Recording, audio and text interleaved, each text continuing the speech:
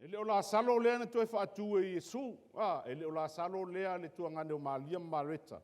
Ia o la salo tangata papala lea la tātou talanoa iai, nei tai au. Ia maualau tusi ia on tātou whaitau lea lea ngai whaisi umi ole.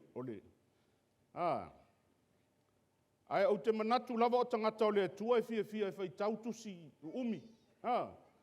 Ele fia e whaitau tusi pu.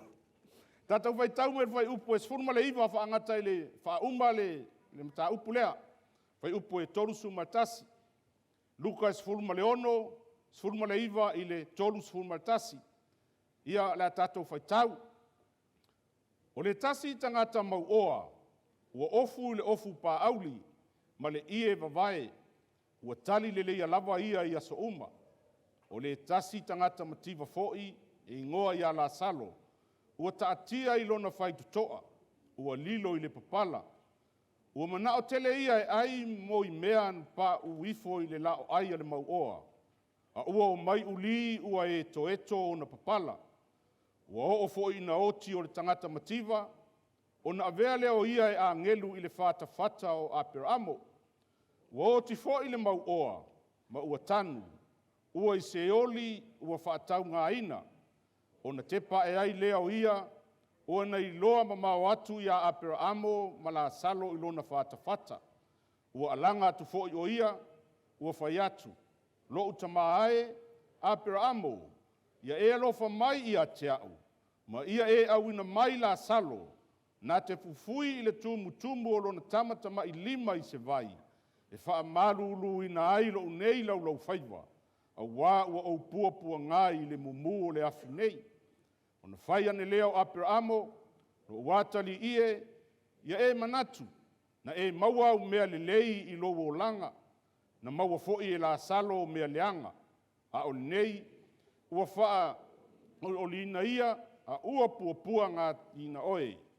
E le ngata i nei mea uma, a ua tu mau le vanu tele i lo tātou wā, o le mea lea i le masao ai e ua i nei, ua fia o atu i ate o tou. E le masao foi o e ua i nā i ate i mātou nei. O na whai atu leo ia, lo utamae, o te whaatonga atu i ate oe. Ina ia e awina atu o ia i le ainga o lo utamaa. A wae to o 5 o uso. Ina ia mori tino atu i ate i latou. Ne i lato wo mai fo i le nei mea pua ngā. O whaiane Aperamo i ate ia. O i ate i latou Mose ma le au perfeta. Ia latou whaalongo iai. A ua whape atu ia. Lo utamae Aperamo. O wā ai a whai e aluatu se tasi te i lātou na ie uoti, e sala mo ai i lātou. Ua whai ane o ia i a te ia. Pe a whai tātou te le whaalongo i a Mose, ma le au perfeta. E ui lava ina tu mai se tasi ma ie uoti, lātou te le ma whai lava. Ia vi ia le tua. O lea tau te talatala noa i le, ma tā upu e winga i le hell po o seoli. What is hell? O le ale me tau o seoli. O so tangata e tala no i seoli, mai loa le matautia ma le leanga o seoli, ma le unga o le mu o le afi e whaavavau seoli. E le taifia whaalongo le mata upu seoli.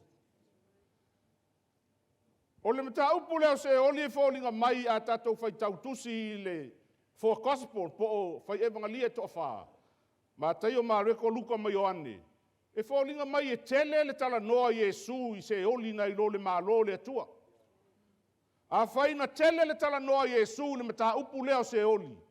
O lono winga e fōlinga mai la ia tatau o na pu e tangata whaalongolongo. Pe ai se a e tala noa Iesu i le mata upu leo se oli. Leanga o so sana whetalainga lava whai mai Iesu. O le o iei taringa ia. Whaalongo maia. O lono winga ia malama le leile tangata whaalongolongo. I le mata upu a Iesu Keriso. Pe ai se a tala noa aile nei mea o hell po se oli. Ai se a ua tala noa ina ia Iesu ma wha malama atu le nei mea ilana au whaalongolongo po tangata o lo muri atu ia te ia. O lono winga iai se mea matautia o lo manao Yesu ina ia aua ne I maua tangata. E iai se mea sili ona matautia, male matuitui, male tinga, e fina ngalo lo tatou o li whaola. Aua ne iu iai le tangata na ia whaia I lona whaatusa. E whaulinga ia te ia. Ia sao ese I mea lea. Aua ne iai se tasi e alu na mea lea po no fuanga lea. E whani upu e whaamalama ina ai le upu lea o le seoli. O le upu siol, o le upu le nai le ngangana e pelu. Siol e tutusa ma le upu le whaanga ina I le tatou whenga inga fau le nganga kuriti o le Hades. O lono winga o lalo o manava o le ele. O le isi upu e whaanga ina e whaamalama le upu o le upu Greek le napo le upu elengi ngai taua o le Tartarus. O lono winga o le lo loto o le moana I to tonu o le manava o le ele o le moana lei tau sami. A o le pōuli uli o lo I to tonu o le manava o le ele. Le whaatau iai le upu nā. Le whamai e le apostolo Petelu. O ina o lo loka ai masai ai filifili. A ngelu o e na te te po o e na anga sala I luma o le atua. O le nala e loka masaisaia ina. Whamai se I o le taimi o le whaamasinonga. Ia o na lafo loa lea ile le paafi e whaavavau. O le isi upu e whaamalama ai le nai lunga I o le upu lea kehena. O le upu lea kuriki e whaulinga mai. O longa background e sau mai oi e pelu le whenga inga tuai. Ona o tua Yerusalema I aile no fuanga le tau o kena. O ina la whapeana, I aile tupu fo leo asa mi o leanga leo masani ei tātou. O ina na ia whaatu ina aile whaatangata po le whaatusa leo moleka. E ifo I ai tangata ina aile vanu lea I tua atu Yerusalema. O le whaatangata la le nāwhai mai e whaia taulanga I tamaiti. E susunu I ai whanau tangata. O le whaatangata fo le nā lea na ifo I aile te māloa lea po le tupu lea o Utah o Asa. Ia ma whaauia tu I fo ilana whanau ma whai taulanga I le. Ia ma tautia o le tupua lea o moleka. Tu lai mai loa lea o le tupu e matau I ovo Iosia. Saulo Iosia. Ta lepe lo I lalo kupua lea. Saulo Iosia whaumatia mea leanga malava ia ai whasa o loto le nuu e toi fo I tapua I Iova. I le taimi lana fia mai a Yesu. O lo whaanga ina lale no whaanga le na mai susunu ai o taota. Susunu ai manu. Susunu ai tangata e whioti I whawhatu o Yerusalema. O le winga lale na o le upu kena. Po ke hana. Lono winga. Tato whaalonga o whetalai Yesu kena. Ia o le winga le na o le upu. O lono winga tu whaatasi. O seoli. E tari tonu I a seoli.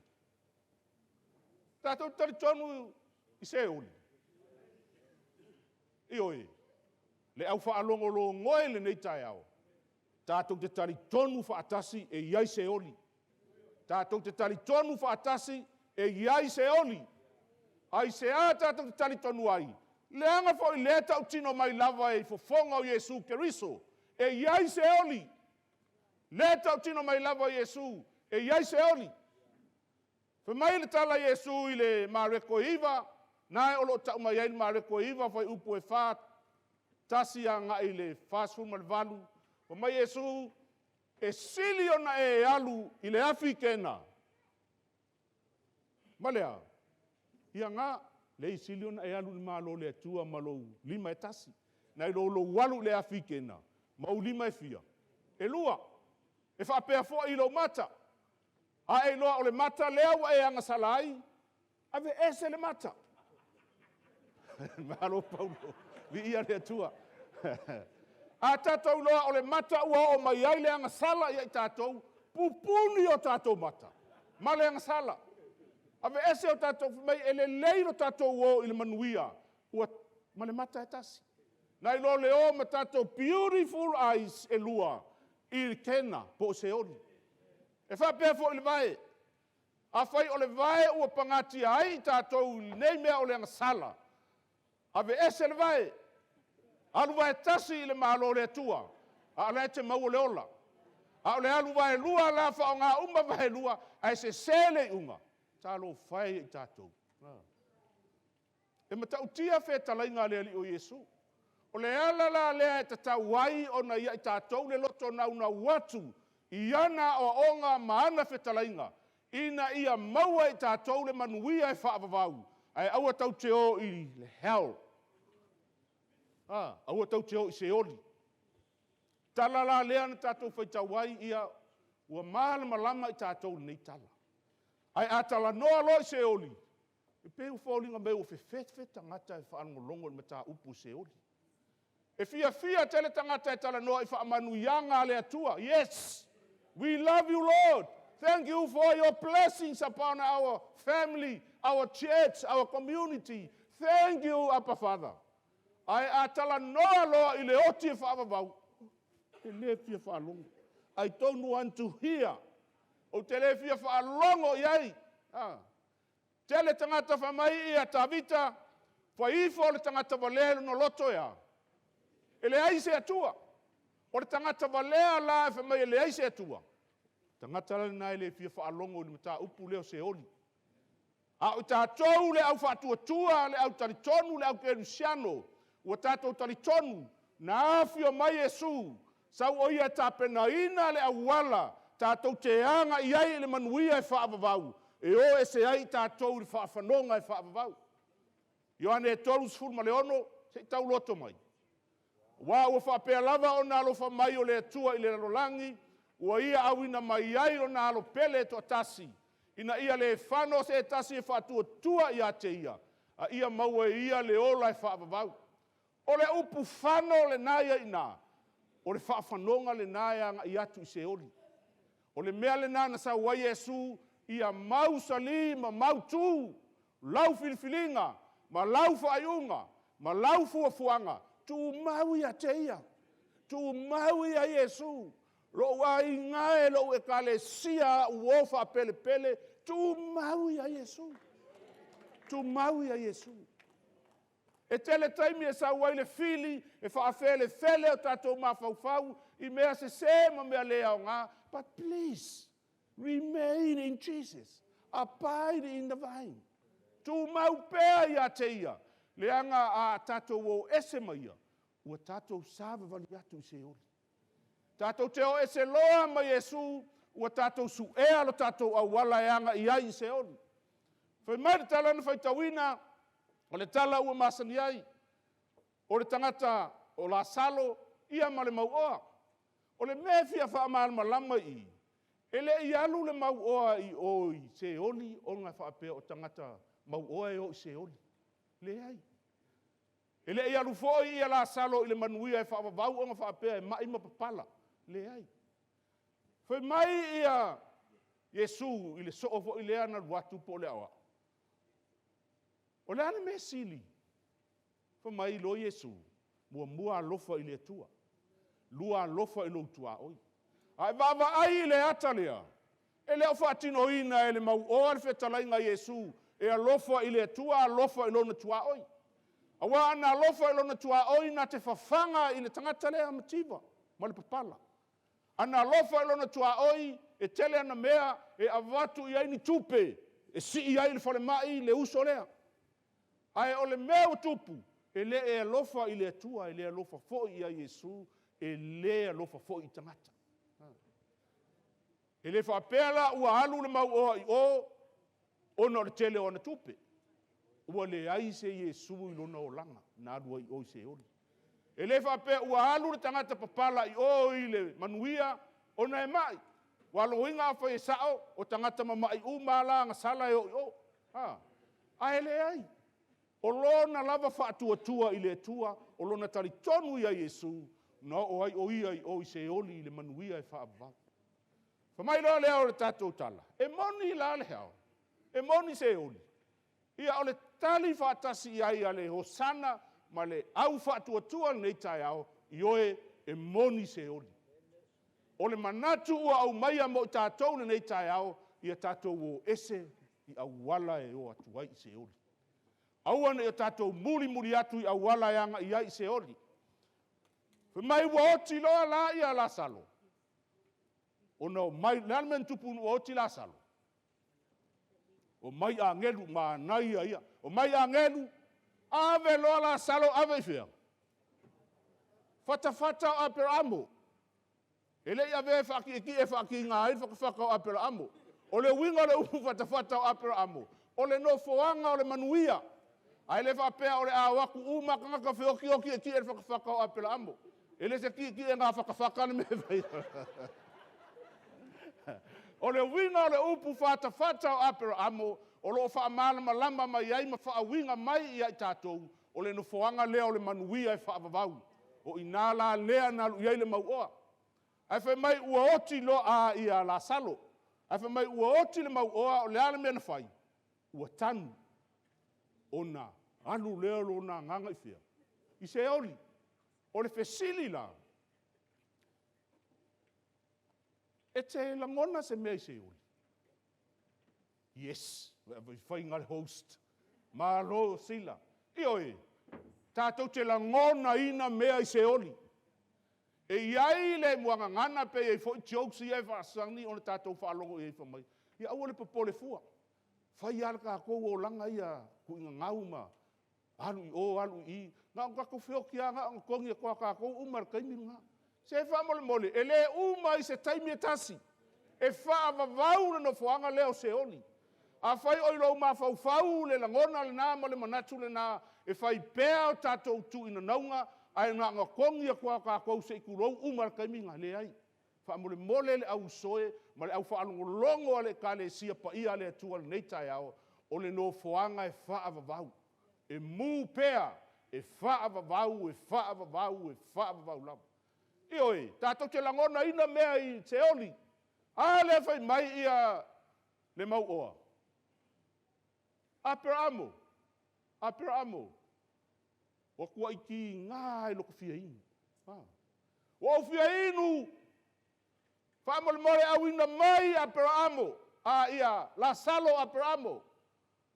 Wha tulu mai lo na tamata mai lima i se vai. Se i wha su wai lo lau whaiva o le a o mū le afi. Wa vailan ma tau tia o i se oli. Apera amo e alofa mai a wina mai la salo. O lau toe mana o lava lea i sina vai se i o winu ai. E te inoa le tatou e ka le sia, ma le tatou mafutanga le neitai. O se oli. E toe whafangu uma mai lava o tātou mea sa whaia. O se oli, it's a place of memories. E toe whaasolo ai o tātou mawhau. E toe talo whae si o wahinga. Talo whae ua watu i la tau le manuia e whaavavau. Ai se awa au sa uai le nei mea leanga. O te mu ai e whaavavau. Talo whae sa o lava si o ta mama si o tina. Talo whae sa o lava lau whai whiau. Talo whae sa o lava na ia uo ma au ainga. E ti ngā se oli. E matau tia le ti ngā o se oli. Ana o iloa o muri atu whautuanga le lei no whautua mai a te au. Ana o iloa te le la fo ia le upu o le atua. Ana o iloa te le whaalongo fua i tala tangata whai mai a te au. Ai o sa vari pēa i a te oe. O le no foanga lea, o le no foanga tātou te toe maa natu ai. Foanga leo se oli. I tātou whaapea na lafo atu lava o tātou umaloa le ai. O le no foanga e whaavavau lau. Whaapei o na whaavavau o le ola e whaavavau ma le manuia wa e maua e ala ia ke riso Yesu. E whaapei na foi o na whaavavau o le malaia wa uma na ia saunia mo satani mana au. Ele saunia mo ele saunia mo au. Ai na saunia mo satani mana au. Ma angelu ma ali o le poliuli. A toa ma le manu fe ai. Ma profeta pelo. Ile matai o e luas fulma lima fai upo e fas fulma tasi. Fai mai Yesu na fai le no foanga le na mo satani mana au. Ele I fai mo tangata soifua. Ele I fai mo tangata fa tua ia Yesu. Ele I fai mo kelsiano e tu maula upumoni. Ai no fai mo e fa longo ngatai le upu le tua. I o e kale sia e moni se oli. O le whataoto lea manatu nisi wa mai e leo se whataoto. Leanga lea o lo tala noa mai Yesu ma tau mai ngō tangata. Tau mai le ngō la salo, tau mai le ngō Abrahamo. A le tele o na whataoto e le tauani ngō tangata. A tatou wa ai le whataoto nei no winga o le mea moni lava na tupu. O lo au mai a Yesu e whai mata. E tō sina tu ai tangata i lana mata upu. I le mālo le atua na pau lava leo le ala na sawai. Ia salamo tangata uma. Malili watu i le mālo le atua. Ina ia awane i o i le whawhanonga po se oli i whaabavau. Whainga tā tele le tangi tu tonu le afi i whaabavau. Whainga tā tele na toi whai se whiliwhilinga i tu tonu o se oli.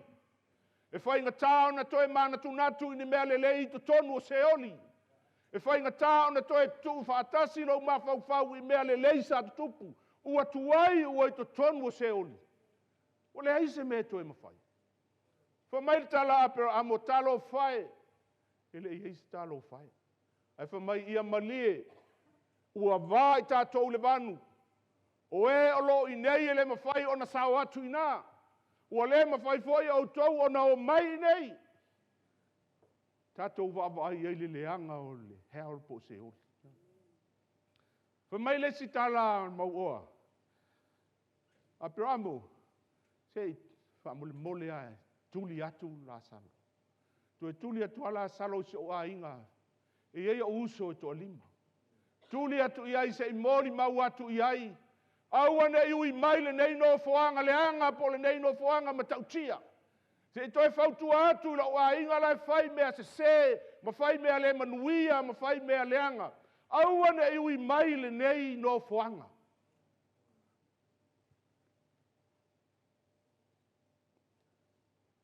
E lea ia se isi o tātou te au ina, tātou walo, ma tātou whanau ini mea leanga. O tātou uma, tātou te mana na o ia manuia, so i fua au na o tātou walo, ma tātou whanau. Ai whai pēa la tātou tiute, whai pēa la ulaunga, whai pēa la wala au i le aso ma le aso. Wala au pēa, ma wala au pēa, o ese ma le anga i atu se oli, ai o mai e anga i atu i le manuia e whaabawang. O mai Yesu, a whainga le whaalongo. Na iei mose ma le au profeta. O le ata manino lea o le whiau mai nei tai au. O le tangata i le whaalongo i le upo le atua. E hiu i se oni. O le tangata i le mana tu natu i awa onga Yesu Keriso ma le manuia e whaabavau. E hiu i se oni. Mai Yesu ia apera amo. La iei mose ma le au profeta. Ai wha mai se wha mole au ina atu. A tonu e tawhar fina ngalo si o ainga. Pe awa ai mai ua luatu se tangata sai i nei le no foanga le nei. E momoli le whiau. Ia la koe momoli aku le whiau o tuai. O le a toe whai le filifilinga i le mea i le ma whai o na toe whai ai se filifilinga.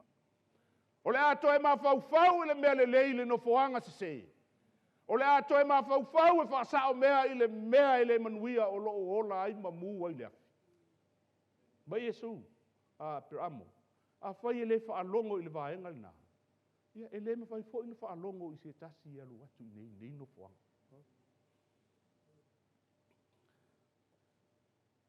O se le sona tā ua ia e aisi, a o le te maua so i fua i le ola nei. Begging while you still have a chance. Aisi le malo le atua o e maua so i fua ma le ola. Aisi le alofa, aisi le onosai, aisi le whamaoni, aisi le file mu, aisi le matalofa, aisi le angamalu, aisi pēa i te me uma o lau sāwalinga, manu o le te maua le avanoa. Ai awane e toi aisi oi le afi e whaavavau, awa te toi aisi mai se ipu vai le afi e whaavavau, awa te toi mana o mai e turi atu se aisi lau tamama lau tina, e le ma fai ona toi fai a mea ia i le afi whaavavau. Aua te toi manatu mai ta ua tu lau ta mama lau tinau te alofa i a te ia. Ta ua tu se whanau te alofa i a i latou. E le toi ma fai ona fai a mea nai le afi whaavavau. I se e ori whaavavau. E le ma fai ona toi fai ai se filifilinga le lei. O au tātou mana tuna tunga e whaia ina i le afi. Fa mai Yesu, e ala ia Abraham o nei tai au. E le mawhai o na sao mai o tau nawa ina i nei le manuia e whaamavau. Te le toi sao mai le manuia e whaamavau.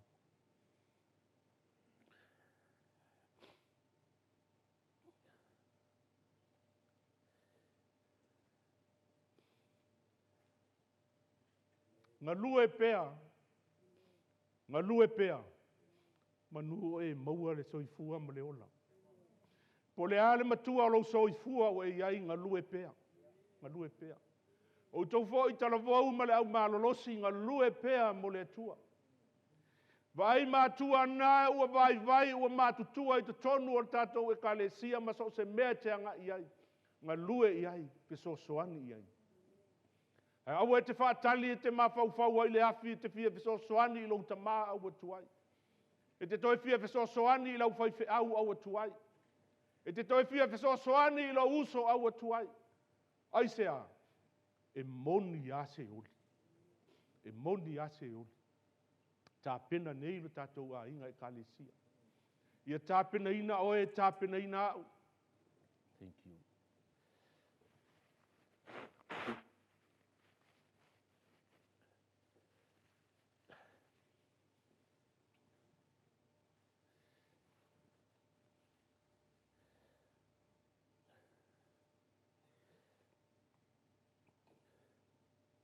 O i nei, e tā pena ai lau malanga i se oli.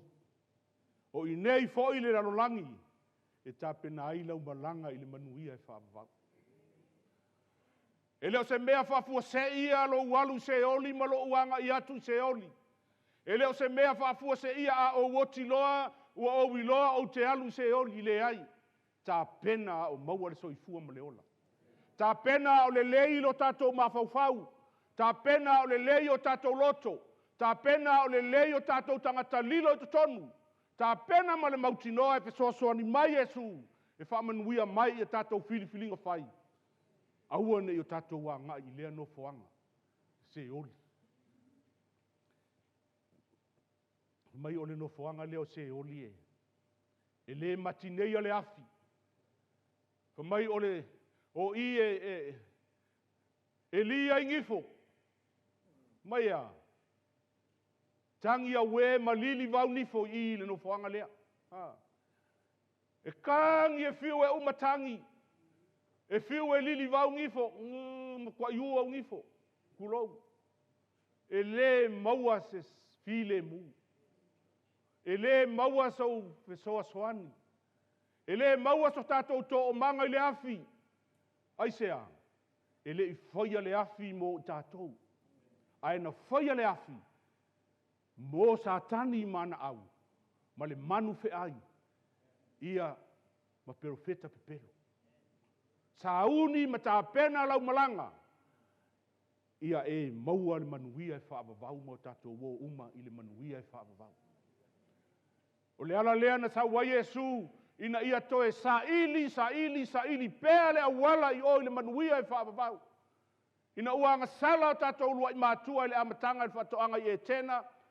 Fola ina loe le tamā ina o le a whanau mai le tama. E sau e ave ese le whaasala lea. A e taita i atu tangata malava na tupunga mai a atamu. I le manuia lea e whaavavau. O le whaamanuianga la le atua mo i tātou. E le ngata ina au mai le ola ma le manuia mo i tātou. Ai au mai fo'i ma se oli. Se i whai ai a tātou filifilinga. Pe tātou te talia lona whetalai mai. Pe tātou te whaalonga. Ngā tāpea ma tātou liliu ese i atei. Whai mai nisi o manatu. A whai o se oli e moni rono inga laele o se atua alofa lo tātou atua.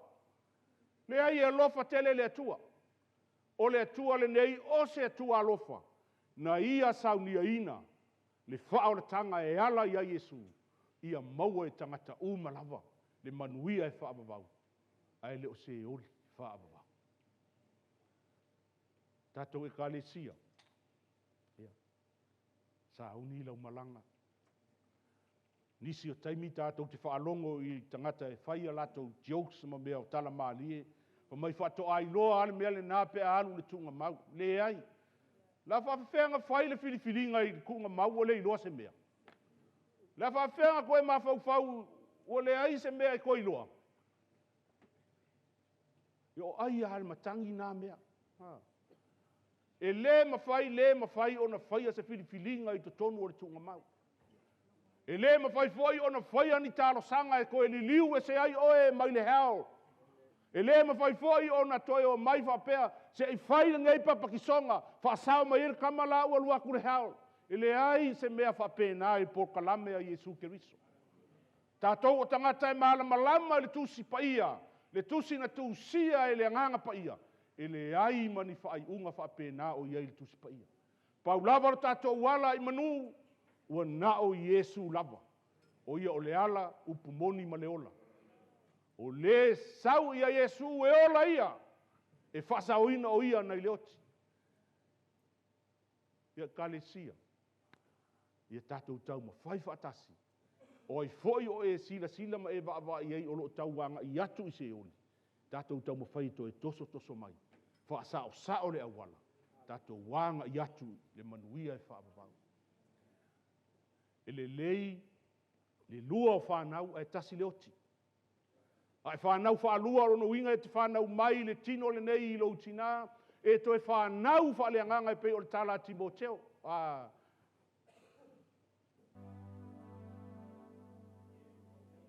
Nicotemo. Mai Nicotemo ale to e whanau le vai ma le anganga e le sao atu i le malo le atua. Whanau whaalua. Ai whanau tasi. Ua lua woti. A whaina al whanau alea na whanau mai ei masoifua mai tātou o tātou mātua, tātou tina. Ai le whanau whaaleanganga. E lua lau woti. E te oti le tino le nei. E to e oti o i se oti. Ai a lua whanau e tasi lo woti. E te whanau mai, e to e whanau le vai ma le nganga. Tasi lala woti. Na ona e oti ma tātou fe oti le tino le nei. Ai alu lo nganga i le manuia e whaapa.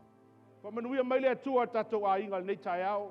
Manuia le nei vai aso, mana fuafuanga. Ia, tu nā tu sunga i le apostolo.